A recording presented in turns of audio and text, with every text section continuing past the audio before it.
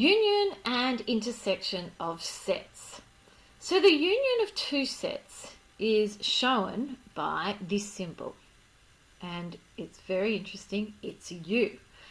Note union actually means joined with.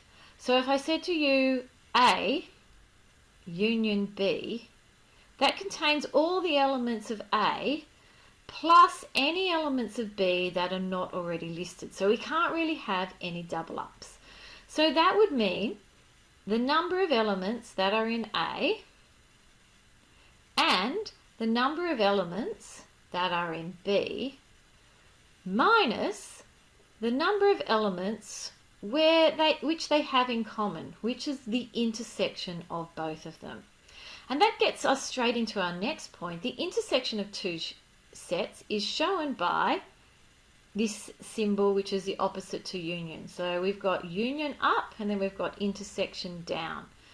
So if I was to say A intersection B, that's going to contain all the elements that are in both A and B. So like common elements. So let's have a look at this example.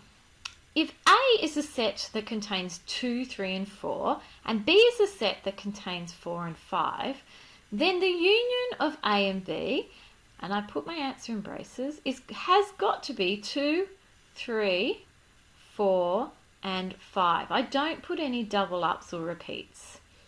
Now the intersection of A and B will be the thing that's in common, and 4 is the number that's in common to both. And if I look at what is the number in A, well, we can count them up, 1, 2, 3 elements there. The number of elements in B is 2. The number of elements in the union of A and B, well, we should be able to do this, and I might just use that little formula we had up there. So that would be the number in A and the number in B minus the number in the intersection of both of them. So the number in A we know is 3, the number in B is 2, and the number in the intersection is 1. So there are 4 elements. And I know you could have just looked it up here, but I also wanted you to be able to see how that little piece of information that's further above here can be used. And we also need to know the number of elements in the intersection of A and B. So the intersection of A and B, we know there was only 4, and so that is just 1 element. Okay, so another point to note is that sets with no common elements are called disjoint sets. So let's just write that, disjoint.